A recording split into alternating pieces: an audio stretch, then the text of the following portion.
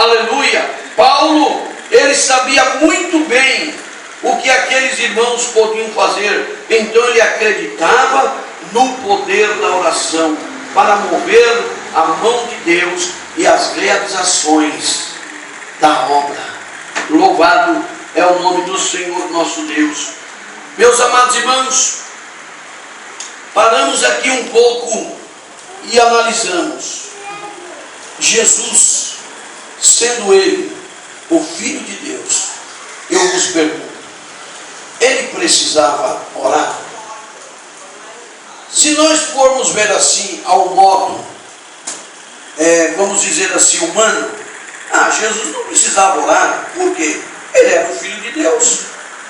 Mas Jesus, ele orou. E ele orou. E ele saía para os montes. Ele orava não para ser visto. Ele orava, às vezes até às escondidas. É por isso que ele fala na sua palavra, que nós podemos entrar para o nosso quarto, passar a chave na porta do nosso quarto, e ali nós podemos falar com o nosso Deus, nosso Pai, que secretamente ele está nos ouvindo e vendo que nós estamos orando. Então, meus amados irmãos, Jesus, ele sempre orou, né? Nós vemos aqui um comentarista e professor do Novo Testamento da Universidade de Edimburgo. Ele comentou assim: a oração era a atmosfera habitual na vida de Jesus. A oração de Jesus não era um ritual sem sentido, né? Então tinha sentido. Quando Jesus, sabendo ele que haveria de enfrentar a morte de cruz, o que ele fez? Ele foi orar. E ele orando intensamente, nos diz a palavra de Deus que o seu suor, ele tornou-se em grandes gotas de sangue que corriam até o chão. Então ele sabia que ele ia enfrentar a cruz por nossos pecados. Não é fácil morrer em lugar de alguém, e ainda mais sobre ele todo o nosso pecado, o pecado da humanidade toda desta terra, inclusive os nossos. Então, irmãos, ele só suportou porque ele foi para a oração. E ele viu quanto era tão pesado que ele ia passar, que o seu suor, já pensou? Tornou-se em gotas de sangue, e que corriam até ao chão.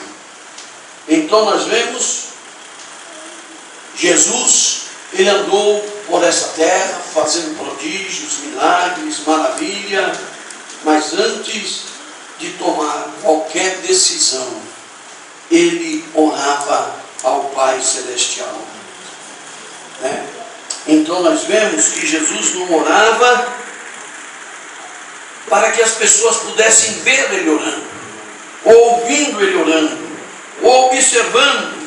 Ele se retirava para um lugar solitário, e ali ele buscava a presença de Deus.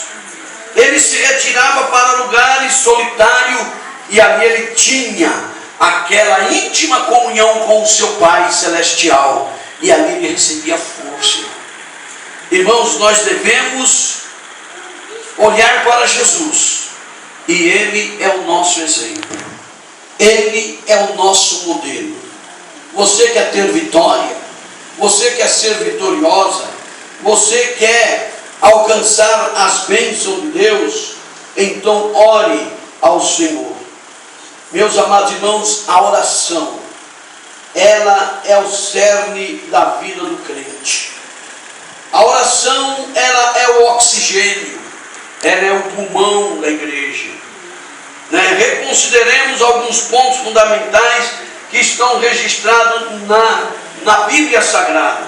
Diz assim: na oração sede perseverante, orando em todo tempo, perseverai na oração, orai sem cessar, em tudo dai graça, porque esta é a vontade de Deus em Cristo Jesus para conosco. Então nós vemos, irmãos, na Bíblia, isso está fundamentalmente marcado para que nós não deixamos um minuto sequer de nós buscarmos a presença do Senhor. É isso que a palavra de Deus nos recomenda, mas nem sempre nós obedecemos, não é assim? Quando a gente marca um culto de oração, eu espero que isso não esteja acontecendo aqui, mas a gente é pastor, a gente sabe, quando há uma festa, todo mundo está presente, mas quando fala, irmão, vamos ter aqui um trabalho de oração, uma campanha de oração, é o pastor da igreja, é a esposa do pastor, é mais uma irmã, um irmão, 2 ou 3, e os outros, estou ocupado, não posso ir agora, e assim começa a ter tantas e tantos compromissos que aparecem para nós não estarmos diante de Deus na oração. Mas a oração, meus prezados irmãos, ela é tudo na vida do cristão, né? Então, meus amados irmãos, quantos fazem de suas orações uma razão para não orar, enquanto Jesus fez delas uma razão para orar, né? Talvez nós fazemos uma razão para não orar, arrumamos um pretexto, arrumamos alguma coisa e não vou na oração, porque orar, irmãos, é sacrifício. Orar é você dilatar a sua alma, rasgar, abrir o seu coração na presença de Deus. E tem momento quando nós estamos orando que parece, nos meus amados irmãos, que os céus são de bronze. Parece que a oração não está fluindo, ela não está subindo, né? É uma luta, é uma batalha. Mas quando nós começamos a orar e buscarmos ao Senhor, é conforme eu já disse aqui nesta noite, nós sentimos forças renovadas, nós saímos dali fortalecidos, nós saímos dali alegres, porque é a nossa comunhão com o Pai Celestial. Aleluia. Então, irmãos, é possível que falte aos crentes dos nossos dias, né, da geração presente, o desejo pela oração, e com isto faltará o amor também para com a obra de Deus.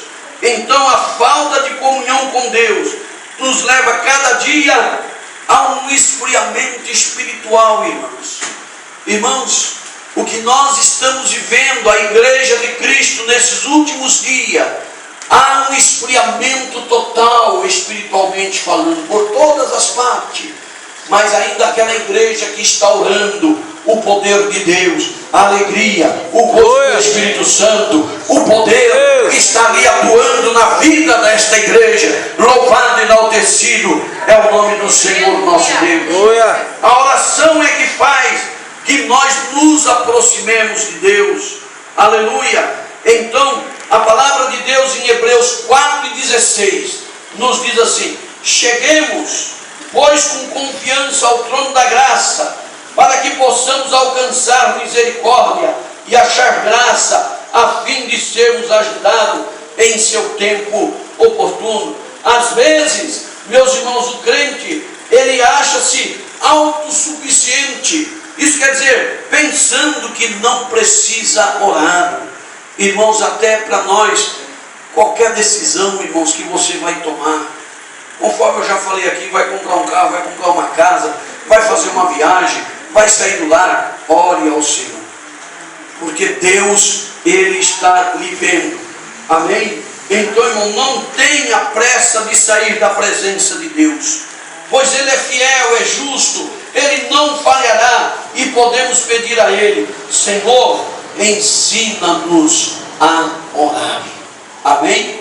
Amém? Eu paro aqui porque as horas já chegou ao ponto e amanhã nós vamos continuar, meus amados irmãos. Então nós paramos aqui, amanhã nós continuaremos eu quero aqui agradecer